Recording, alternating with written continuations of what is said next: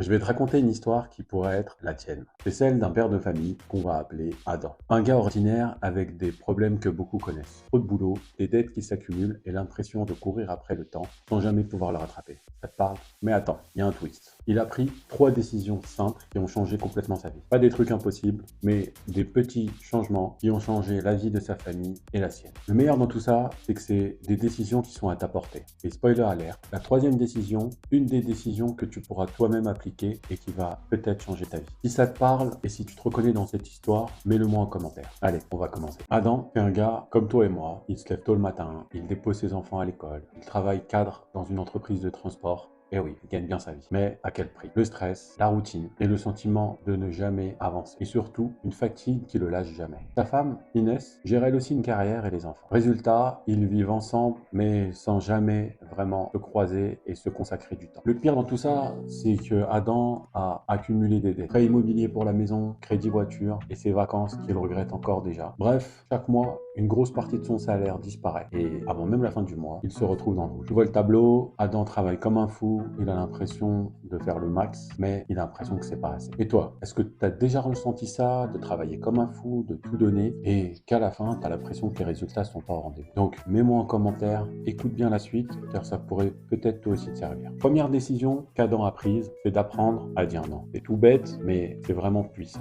Il a dit non aux dépenses inutiles, non aux projets qui vont le surcharger, et non au fait de plaire à tout le monde. Un soir, son boss lui demande de rester un petit peu plus tard pour le boulot. Sa réponse fut catégorique: non, ma famille m'attend. Avant, sans même réfléchir, il aurait dit oui sans hésiter. Et devine quoi? Le monde et son entreprise a continué de tourner sans lui.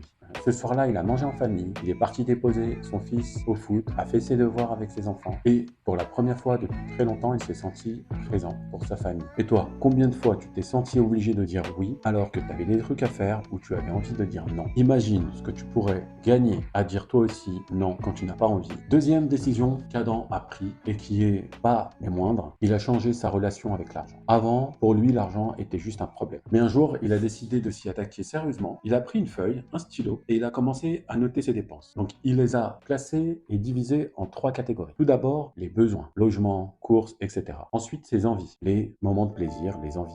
Troisièmement, les économies. Donc, il a pris une feuille et noté toutes ses dépenses. Et là, choc, les abonnements inutiles, des gadgets achetés sur des coups de tête, des restos à gogo et résultat, une grosse fuite d'argent. Adam a donc adopté une méthode simple. Il a divisé son argent en 3 catégories. Les besoins, logement, courses, etc. Les envies, c'est-à-dire les plaisirs du quotidien, et les économies. Il s'est ainsi fixé une règle.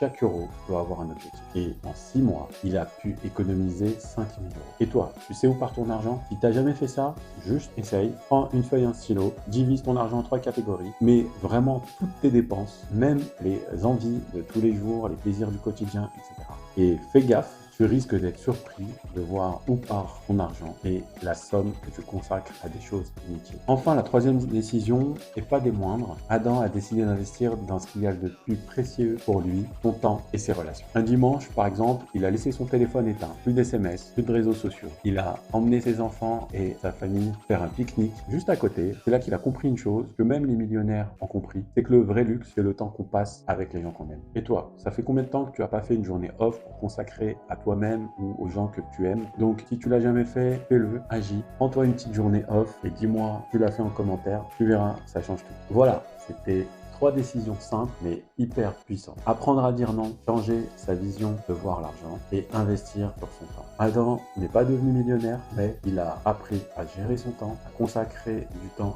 à sa famille. Il est libre, heureux et moins stressé. Et toi aussi, tu peux y arriver à gérer ton temps et justement, dis-moi en commentaire ce que tu en penses et d'autres décisions que tu as prises ou d'autres conseils que tu peux nous donner en commentaire. Les décisions sont à la portée de tout le monde. Maintenant, quand est-ce que vous allez les appliquer et quand est-ce que toi, tu vas les mettre en application? Si cette histoire d'Adam t'a particulièrement plu, n'hésite pas, lâche un like, abonne-toi pour donner un peu de force ou partage cette vidéo à un ami à qui ça pourrait servir. Et surtout, passe à l'action car tu le mérites.